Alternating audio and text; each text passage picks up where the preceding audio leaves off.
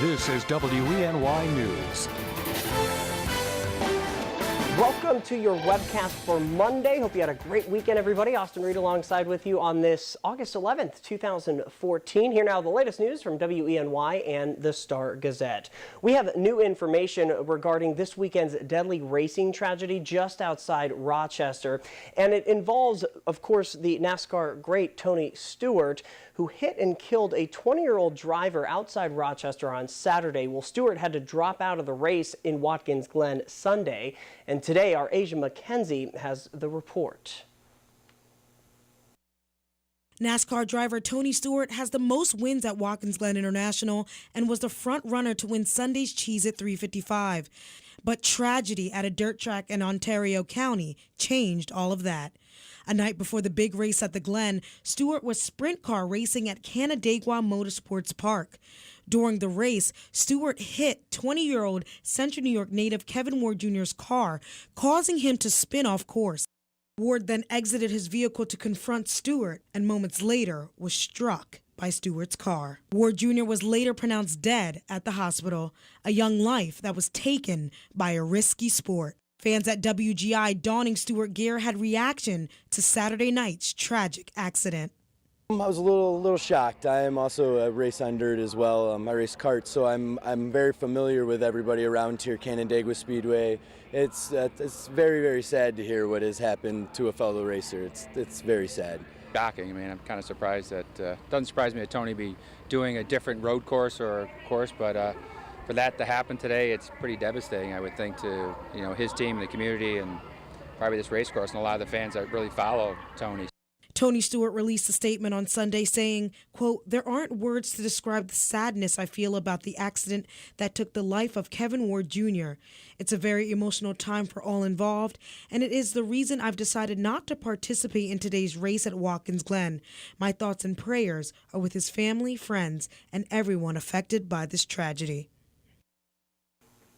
And that was our Asia McKenzie reporting. Now, this morning, the Ontario County Sheriff's Office says that Stewart is being very cooperative in the investigation.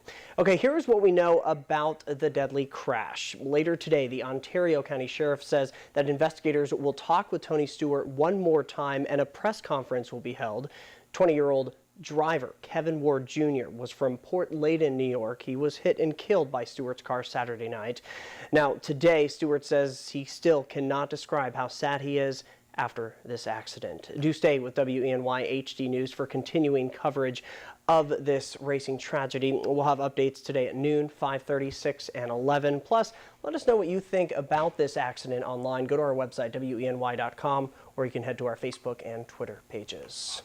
On a lighter note now, it still was a very exciting weekend of racing at the Glen. Fans from all over the world were outside their trailers one last time for the big Cheez-It 355 race, crossing their fingers, hoping their favorite driver would roll into victory lane. For some race lovers, it was their first time at the track. Others, it was like being at home. This is my 13th year at this spot, but I've missed one race here at Watkins. It's fun. It's community. It's the atmosphere. It's a lot of fun. For complete coverage of this weekend's race, go to our website, WENY.com. Other news happening today, an ex-Cornell University wrestler scheduled to go on trial for first-degree rape, sexual abuse, and second-degree burglary charges. This story is all new today. The Ithaca Journal says this man, 25-year-old Peter J. Mesko of Honesdale, Pennsylvania, faces 5 to 25 years in state prison and 5 to 20 years of parole if convicted of first-degree rape. The paper reports that the defense wants to argue that Mesko had a mental disorder by intoxication. He has so far entered a not guilty plea.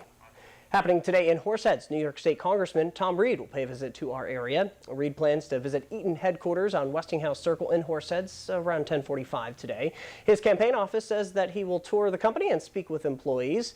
Eaton is a power management company that provides energy-efficient solutions to local customers. All right, time for your weather as we start a brand new work week. Craig, I think you got a little tan, maybe? Tan, sunburn, I don't know. I mean, it's, the short hair. Yeah. I was out in the sun all day up at the track, and it's definitely noticeable today. Great weather. Felt it in the shower, too. I bet. Yeah, the weather was great. Just perfect timing. Couldn't ask for better weather over the weekend for the big race. Now, we're going to hold on to the dry weather today, but coming up later tonight, all bets are off. We'll have some scattered showers moving in and a high of 85 today. So summery with some mugginess in the air as well. Here's the weather details as we take you down the road. Dry weather today. Rain arrives late tonight, and rounds of rain through Tuesday, some storms, and some of that rain on Tuesday could come down heavy at times, and there could be some flash flooding issues. We'll have to see how that plays out, but we could be looking at 1, 2, 3 inches of rain by the time late Tuesday rolls around, and then it's a fallish finish to the work week.